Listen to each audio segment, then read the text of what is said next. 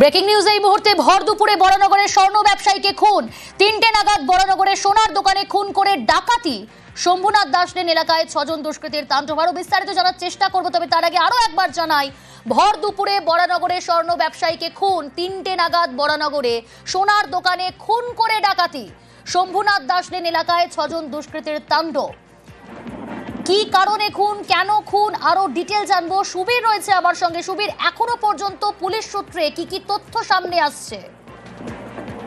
দেখো, তোমাকে জানিয়ে রাখি, বড়নগর পৌরসভার ২১ নম্বর ওয়ার্ডের অন্তর্গত এই যে শম্ভুনাথ দাস এলাকা, এখানে কিন্তু গোটা এলাকাটাই কিন্তু সোনাপট্টি অর্থাৎ সোনার ব্যবসা কিন্তু এই সমস্ত জায়গায় চলে। এবং এই যে সোনার দোকান অর্থাৎ শঙ্কর জানা সে সময় কিন্তু সোনার দোকানের ভেতরে ছিলেন এবং সোনার দোকানের বাইরে এবং ভেতরে সেই জায়গায় সিসিটিভিতে কিন্তু মুড়ে ফেলা রয়েছে। এবং দুপুর ঠিক ৩টে থেকে ৩:৩০-এর মধ্যে ৬ জন দুষ্কৃতী আসে এবং এই যে ৩ জন বাইরে পাওয়া দেয় এবং ৩ জন সেই দোকানের ভেতর ঢোকার পরে কিন্তু প্রথমে লঙ্কার গুঁড়ো ছিটিয়ে দেওয়ার চেষ্টা করে। তখন যখন শঙ্কর জানা বাধা দিয়ে যায়, তখন কিন্তু তাকে ভারী বস্তু দিয়ে মাথায় ও মুখে আঘাত করে এবং তখন সে রক্তাক্ত অবস্থা লুটিয়ে পড়ে। তারপরেই ভেতরের সোনার গহনা লুট করে এই যে ৬ জন দুষ্কৃতী তারা কিন্তু পালিয়ে চলে যায়, অর্থাৎ একদম ঠিক বড়নগর থানার সামনে দিয়ে ভিডিওর দিকেও তারা পালিয়ে চলে যায়। এবং এই ঘটনার পরে সিসিটিভি যে ফুটেজ, সেই ফুটেজ কিন্তু যখন তার যে ছেলে সে দিল্লিতে থাকে এবং সেই জায়গা থেকে দাঁড়িয়ে কিন্তু যখন তার ছেলে দেখতে পায় যে সিসিটিভি ফুটেজ বন্ধ রয়েছে, তখন তার ছেলে সন্দেহ হয় এবং তখনই কিন্তু তার ছেলে কিন্তু তার বাড়ির লোককে খবর দেয় এবং তারপর তারা বড়নগর থানা পুলিশকে খবর দিলে ভেতরে ঢুকে দেখতে পায় যে রক্তাক্ত অবস্থায় একদম সেখানে লুটিয়ে পড়ে রয়েছে স্বর্ণ ব্যবসায়ী শঙ্কর জানা এবং তাকে কিন্তু সেখান থেকে নিয়ে গেলে বড়নগর হাসপাতালে নিয়ে গেলে চিকিৎসকরা তাকে মৃত বলে ঘোষণা করে। এই যে ৬ জন দুষ্কৃতীর তাণ্ডব এবং তারপর খুন, কারোর খোঁজ পেয়েছে পুলিশ এখনো পর্যন্ত? দেখো না, এখনো পর্যন্ত কিন্তু ৬ জনের মধ্যে কারোরই কিন্তু খোঁজ কিন্তু বড়নগর থানা পুলিশ পায়নি। বিভিন্ন জায়গায় কিন্তু পুলিশ তল্লাশি চালাচ্ছে এবং ইতিমধ্যেই বারাকপুর পুলিশ কমিশনার যারা উচ্চপদস্থ আধিকারিক রয়েছেন তারা কিন্তু ঘটনাস্থলের উদ্দেশ্যে রওনা দিয়েছেন। এবং এই যে ঘটনা অর্থাৎ ৬ জন দুষ্কৃতী তারা স্বর্ণ ব্যবসায়ীকে খুন করে দিয়ে চলে গেল, এই নিয়ে কিন্তু এলাকার মধ্যে কিন্তু একটা চাঞ্চল্য তৈরি হয়েছে। কারণ এটা কিন্তু আজকের ঘটনা নয়, এই এলাকাতে দীর্ঘদিন এর আগেও কিন্তু প্রায় ২ থেকে ৩ বার এই ধরনের ঘটনা ঘটেছে। অর্থাৎ দুষ্কৃতীদের কিন্তু টার্গেট থাকে এই যে যারা সোনার ব্যবসায়ী, যারা সোনার দোকানে যারা ব্যবসা করে, এই যে সোনার যে গহনা তৈরি হয় এই কারখানায় কিন্তু টার্গেট করে এই সমস্ত দুষ্কৃতীরা। এবং আবার সেই ঘটনা কিন্তু ঘটলো। এবং এই তখন কি একাই ছিলেন কর্মচারীরা, ছিলেন নাকি একাই ছিলেন মালিক? না, দেখা যাচ্ছে যেটা পুলিশের সূত্র থেকে জানা যায়, সিসিটিভি ফুটেজে দেখা যাচ্ছে শঙ্কর জানা কিন্তু দোকানের ভিতরে একাই রয়েছেন। অর্থাৎ তখন দুপুর ৩:৩০ বাজে তিনি দোকান বন্ধ করে বাড়ির উদ্দেশ্যে রওনা দেবেন এবং সেই সময় কিন্তু দুষ্কৃতীরা এইভাবে চড়াও হয় এবং চড়াও হয়ে কিন্তু এই ধরনের ঘটনা ঘটায়। অর্থাৎ বাধা দিতে গেলে, অর্থাৎ দুঃখে বাধা দিতে গেলে কিন্তু তাকে ভারী বস্তু দিয়ে আঘাত করে খুন করা হয়, এমনটা কিন্তু পুলিশের সূত্র থেকে জানা যাচ্ছে। তখন কি এলাকা শুনশান ছিল? ভর দুপুরে এইভাবে স্বর্ণ ব্যবসায়ীকে খুন, দোকানে ঢুকে প্রথমে লঙ্কার গুঁড়ো ছিটিয়ে সোনার দোকানে লুট এবং বাধা দিতে গেলে তুমি যেমনটা বললে যে ভারী বস্তু দিয়ে মাথায় আঘাত, তারপরে খুন করা হয়, তখন কি এলাকা পুরো শুনশান ছিল সুবীর?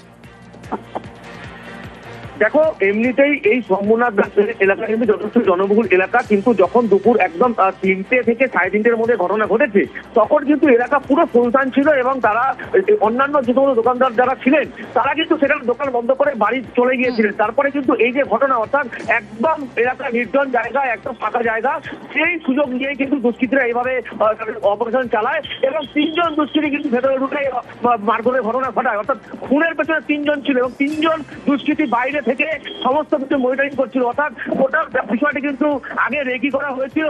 গোটা বিষয়টি এই সময় জনবহুল এলাকা নির্জন থাকে, এই গোটা বিষয়টি কিন্তু সিসিটিভি ফুটেজ থেকে কিন্তু তদন্ত করছে বারাকপুর পুলিশ কমিশনের গোয়েন্দা দপ্তর আধিকারিক এবং বড়নগর থানা পুলিশ। আচ্ছা, দুপুর বেলায় সেই সময় জনবহুল এলাকা ঠিকই, কিন্তু সেই সময়টা শুনশান ছিল। কিন্তু সুবীর, এখান থেকে জানার চেষ্টা করবো, তুমি যেমনটা বললে সিসি ক্যামেরা বন্ধ থাকার পর তার ছেলে পড়শিদের কাছে ফোন করে খবর নেয়, কিন্তু ছেলে কোথায় থাকে? দেখো, ছেলে পড়াশুনোর জন্য সে দিল্লিতে থাকে এবং দিল্লি থেকে সবসময় কিন্তু বাবার সঙ্গে কিন্তু সে যোগাযোগ রাখে। এবং যখন তার যে মোবাইল, সেই মোবাইলে যখন সিসিটিভি সমস্ত সিস্টেমটা যখন তার মোবাইলে ছিল, তখন সে সিসিটিভি ফুটেজ যখন দেখে তখন দেখতে পারে সিসিটিভি ফুটেজটা বন্ধ রয়েছে। যখনই দোকানে সিসিটিভি ফুটেজ বন্ধ থাকে তখনই কিন্তু তার মনে সন্দেহ হয় যে কোনো কিছু একটা ঘটনা ঘটেছে এবং তার বাবার মোবাইলে যখন ফোন করে তার বাবার মোবাইল কিন্তু রিং হয়ে যায়। অর্থাৎ শঙ্কর জানার মোবাইল কিন্তু রিং হয়ে যায়, কিন্তু কেউ ফোন ধরে না। তখনই তার সন্দেহ হয় এবং তখনই কিন্তু তার পরিবারের লোককে সে খবর দেয়। তারপর তারা বহরনগর থানা পুলিশকে খবর দিলে বহরনগর থানা পুলিশ ঘটনাস্থলে গেলে সেই জায়গা থেকে যখন দোকানের যে দরজা খুলে ভেতরে ঢুকে দেখতে পায় রক্তাক্ত অবস্থায় মাটিতে লুটিয়ে রয়েছে ও স্বর্ণ ব্যবসায়ী শঙ্কর জানা। সঙ্গে থাকো সুবীর। চাঞ্চল্যকর ঘটনা, ভর দুপুরে বরানগরে স্বর্ণ ব্যবসায়ী খুন। 3টে নাগাদ বরানগরে সোনার দোকানে খুন করে ডাকাতি। শম্ভুনাথ দাস লেন এলাকায় 6 জন দুষ্কৃতীর তাণ্ডব। ক্রেতা সেজে সোনার দোকানে লুটের ছক দুষ্কৃতীদের। প্রথমে লঙ্কার গুঁড়ো ছিটিয়ে সোনার দোকানে লুট, বাধা দিতে গেলে সোনার দোকানের মালিককে খুন। ভারী বস্তু দিয়ে মাথায় আঘাত, তারপরে লুটিয়ে পড়েন ওই দোকানের মালিক। আর এক প্রতিনিধি অমিত রয়েছে আমার সঙ্গে। অমিত, 6 জন দুষ্কৃতী তাণ্ডব চালিয়েছে প্রথমে এবং তারপর বাধা দিতে গেলে খুন করা হলো দোকানের মালিককে। এখনো পর্যন্ত তাদের কোনো খোঁজ পাওয়া গেছে? পুলিশ সূত্রে কি জানা যাচ্ছে?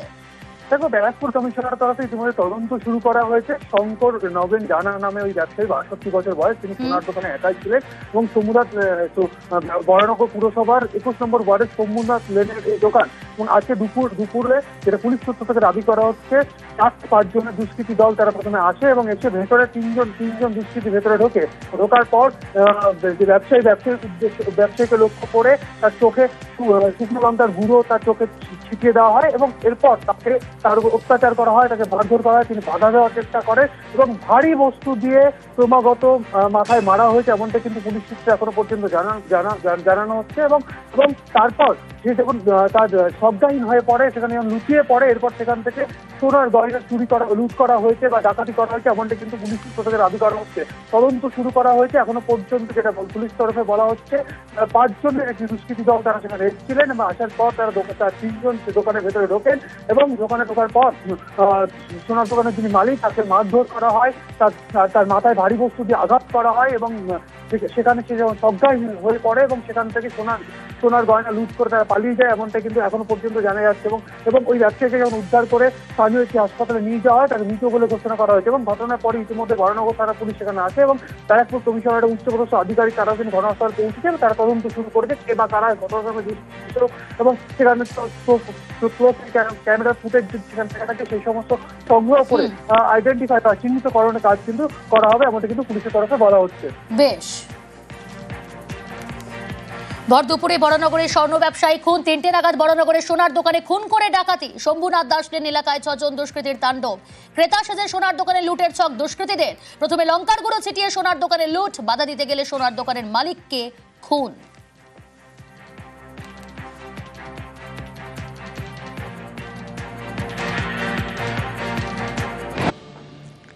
কার্নিভালের আগেই মণ্ডপে হাত সাফাই।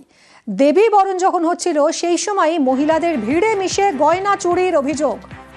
মেদিনীপুরের ছোট বাজার সর্বজনীনে পাকড়াও 8 অপরিচিত। কথা বলবো আমাদের প্রতিনিধি শোভনের সঙ্গে। শোভন, কিভাবে ধরা পড়লো এই লেডি গ্যাং? দেখো আমি যখন আজকে এই কনকাঞ্জলি চলছিল ছোট বাজার সর্বজনীন দুর্গোৎসব কমিটির পুজো মণ্ডপ প্রাঙ্গণে, সেই সময় কিন্তু অপরিচিত প্রায় 8 জন মহিলা তারা কিন্তু এই মণ্ডপে ঘোরাঘুরি করে এবং ইতস্তত ঘোরাঘুরি করতে দেখেই কিন্তু তাদের থেকে সন্দেহ হয় পুজো কমিটির যারা কর্মকর্তা ছিল। তারই মাঝে কিন্তু যখন কনকাঞ্জলি চলছিল সেই সময় এক মহিলার গলা থেকে হার গায়েব হয়ে যায় এবং তার জানতে পারে যে তার গলায় হার নেই। ততক্ষণে সে পুজো কমিটির অন্যান্যদের বিষয়টি জানায়। তখন পুজো কমিটির যারা ছিল তারা কিন্তু পুজো মণ্ডপে যে প্রধান গেট সেই প্রধান গেট আটকে রাখে এবং যারা অপরিচিত মহিলা তাদের কিন্তু তল্লাশির একটা কথা বলে এবং তারপরেই কিন্তু দেখা যায় যে ওই যারা অপরিচিত মহিলা ছিল তাদের মধ্যে একজন মহিলা ওই হারটিকে অন্যত্র ফেলে দিয়ে পালানোর চেষ্টা করে। সেই সময় কিন্তু হাতে নাতে ধরা পড়ে ওই 8 জন মহিলা এবং ওই 8 জনকে আটক করে রেখে পুলিশে খবর দেওয়া হয়। পুলিশ ঘটনাস্থলে এসে 8 জনকে আটক করে নিয়ে যায়। ধন্যবাদ। আমি যখন বরণ করছিলাম 8-9 জন মানে একটা দেওয়ালের কাছে নিয়ে যায় না, সিঁদুর পড়াচ্ছে, তো আমি বলছি আমি বরণই করি তো। তারপরে হঠাৎ একজন পাশে বলছে খুব চুরি হচ্ছে। আমি হঠাৎ আমার হাতটা দেখি, আমার হাতটা গেল কিন্তু তখন ছেলেটাকে বলছি, তখন বলছে ওর গেট লাগায় সবাই মিলে। তারপর সব খুঁজাখুঁজি করতে যে মেয়েটা নিয়েছিল সেই রেখে দিয়ে চলে গেছে, মানে ওই কার্তিক ঠাকুরের পায়ের নিচে ওরাই রেখে দিয়েছে। পাথর প্রতিমায় দেদার সবুজ ধ্বংস। জগদ্দল নদী বাঁধে 300টিরও বেশি গাছে কোপ।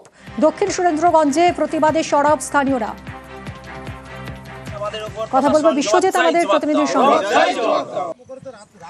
বিশ্বজিৎ, এই যে গাছ কাটা হচ্ছিল, এতগুলো গাছ, প্রায় 300টারও বেশি গাছ অনুমতি ছাড়া কাটা হচ্ছিল, এই গাছ কারা কাটছিল, কি ব্যবস্থা নেওয়া হলো?